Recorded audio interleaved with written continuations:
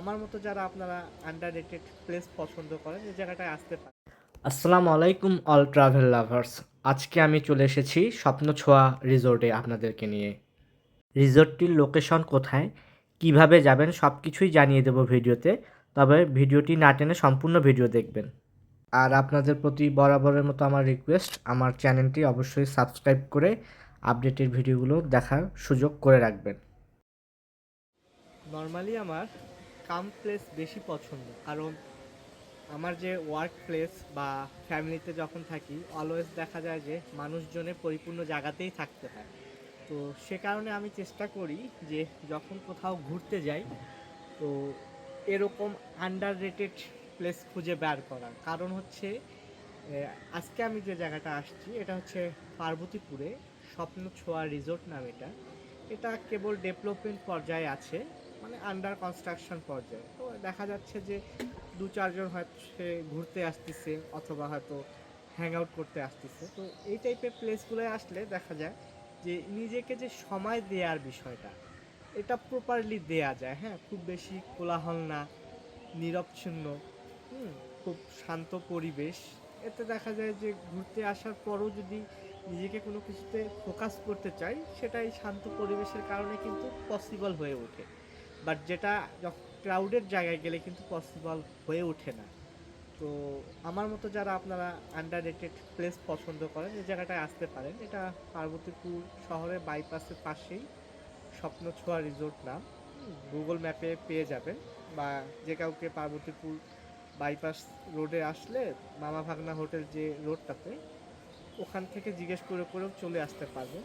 আর দেখেন আমার পিছনে যে বোটিং আছে, কিন্তু বোটে চড়ার মতো কিন্তু তেমন কেউ নেই। সচরাচর সারাদিনে হয়তো দু চারজন বোটের মধ্যে উঠে রাইড এনজয় করে। যদিও আমি বোটে উঠছি না আজকে, কিন্তু আমার ভাল লাগছে বোটগুলো দেখে।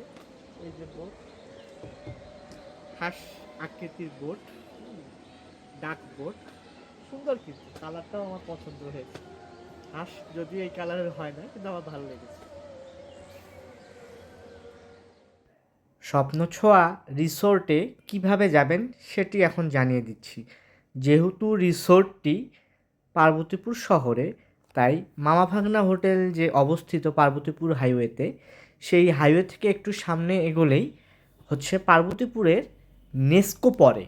মূলত নেস্কোর সাথেই ওয়াল ধরে ঘেঁষা হচ্ছে এই স্বপ্ন ছোঁয়া রিসোর্টটি অবস্থিত।